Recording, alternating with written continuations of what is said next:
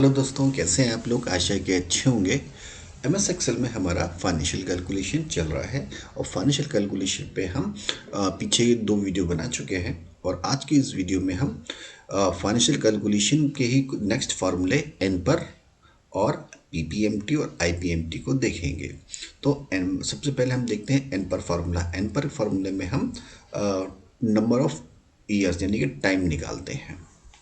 जैसे कि मेरे ये टेबल एक बनी हुई है जिसपे हमने कार लोन लिया था 12 लाख का, रेट ऑफ इंटरेस्ट 13.25 और उस पर जो इंस्टॉलमेंट जो बैठी थी वो बैठी थी 27,157 रुपये। ये टेबल हम पहले भी यूज़ कर चुके हैं। मैं उसी उसी शीट को यूज़ कर रहा हूँ जो मैंने पीछे 2 शीट पे यूज़ की थी। जैसे हमने यही टेबल ली थी। जैसे ऊपर वाली टेबल का लोन था मेरा 12 लाख का, रेट ऑफ इंटरेस्ट था ये और टाइम था ये 5 साल, जिस पे हमें 27,157 रुपये पीएमटी आया था।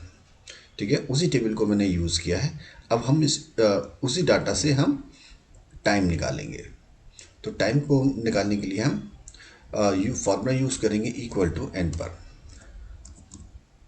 पर फॉर्मूला यूज़ करेंगे और ये एफ.एक्स है उस पर हम क्लिक कर देते हैं।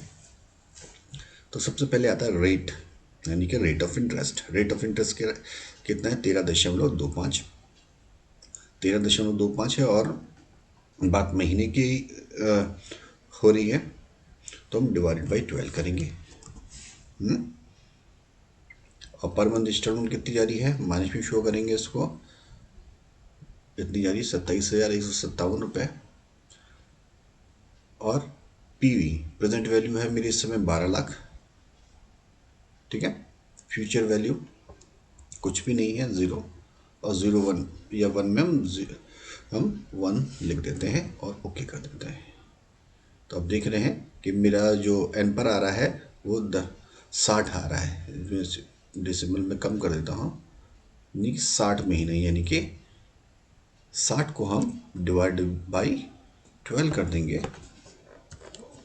तो ये एन पर निकल के आ जाएगा 5 साल, जो कि इस टेबल से मैच कर रहा है, यानी कि मेरा आंसर सही है। ओके, तो चलते हैं नेक्स्ट फार्मूले की तरफ। नेक्स्ट फार्मूला है हमारा पीपीएमटी और आईपीएमटी। तो पीपीएमटी में हम जो निकालते हैं, जो हम इंस्टॉलमेंट दे रहे हैं, यानी कि जो भी हमारी जो इंस्टॉलमेंट होती है उसमें प्रिंसिपल अमाउंट और इंटरेस्ट अमाउंट इंक्लूड होता है।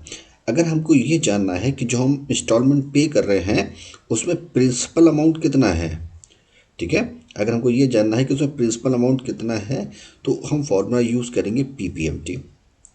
और हमको ये जानना है जो इंस्टॉलमेंट हम पे कर रहे हैं उसमें इंटरेस्ट अमाउंट कितना है तो हम फॉर्मूला यूज़ करेंगे आईपीएमटी। तो जैसे मेरे की टेबल है कि हमने एक लोन लिया था 12 लाख का, रेट ऑफ इंटरेस्ट था 13.25, टाइम था 5 साल और हम पहले इंस्टॉलमेंट निकाल लेते हैं। इंस्टॉलमेंट कितनी बैठेगी, तो इंस्टॉलमेंट निकालने के लिए मैं एक फार्मूला बताया था पीएमटी। ये फार्मूला पहले भी हम यूज़ कर चुके हैं। एफ.एक्स पे जाएंगे और ये आता है हमारा रेट है 13.25 डिवाइडेड बाई 12 करेंगे क्योंकि मंथ की बात हो रही है। एन पर है मेरा टाइम, ठीक है, तो मल्टीप्लाई बाई 12 करेंगे। प्रेजेंट वैल्यू कितनी है, प्रेजेंट वैल्यू है 12 लाख की और फ्यूचर वैल्यू है 0 और टाइप में भी हम 0 लिख देते हैं और 0 कर देते हैं, उसको हम ओके कर देते हैं। तो अमाउंट आ रहा है मेरा 27,457 रुपये और 51 पैसे। ठीक है, ये माइनस में आ रहा है, चाहे तो हम फार्मूले के अंदर जाके एक माइनस लगा दें या फिर अब फार्मूले से पहले भी अगर हम माइनस लगा देंगे तब भी ये माइनस यहाँ से हट जाएगा। ओके, यानी कि अगर हम 12 लाख रुपये 13.25 की ब्याज से 5 साल के लिए हम 5 साल के लिए हम लोन ले रहे हैं तो हमारी पर मंथ की इंस्टॉलमेंट 27,457 रुपये बैठती है। तो अब मुझे ये जानना है कि जो 27,457 रुपये और 51 पैसे हैं, यानी कि 27,457.51 है, उसमें प्रिंसिपल अमाउंट कितना है, उसमें प्रिंसिपल अमाउंट कितना है वो निकालने के लिए हम फॉर्मूला यूज़ करेंगे equal to PPMT. Okay, PPMT. फिर हम एफएक्स पे चले जाते हैं इधर से। तो क्या है, रेट। रेट मतलब रेट ऑफ इंटरेस्ट। यहाँ पर भी मंथ की बात हुई तो डिवाइड बाई 12 करेंगे। पर में हम यूज़ करते हैं 1 हमेशा। एन पर होता है मेरा टाइम। ठीक है, टाइम को भी हमको मल्टीप्लाई करना पड़ेगा 12 से। और प्रेजेंट वैल्यू है मेरी इस समय 12 लाख। और यहाँ पे हम फ्यूचर वैल्यू कर देते हैं 0। ठीक है, अब हम कर देंगे ओके। तो पीपीएमटी यानी कि 14,207 रुपये, 14,207 रुपीज़ जो मेरा प्रिंसिपल अमाउंट आ रहा है। यहाँ पे माइनस का निशान लगा देता हूँ ताकि ठीक है, यानी कि जो मेरी इंस्टॉलमेंट थी 27,457 रुपये, उसमें से प्रिंसिपल अमाउंट आ रहा है 14,207 रुपये। और इंटरेस्ट अमाउंट कितना आएगा वो भी निकाल लेते हैं। ठीक है, उसकी भी फॉर्मूला होता है IPMT, यानी कि इंटरेस्ट ऑन इंस्टॉलमेंट। तो दोबारा इस पर चले जाते हैं एफएक्स पर ही। एफएक्स पर जाने के बाद रेट ऑफ इंटरेस्ट कितना है 13.25। पर में हम 1 ही ले लेते हैं।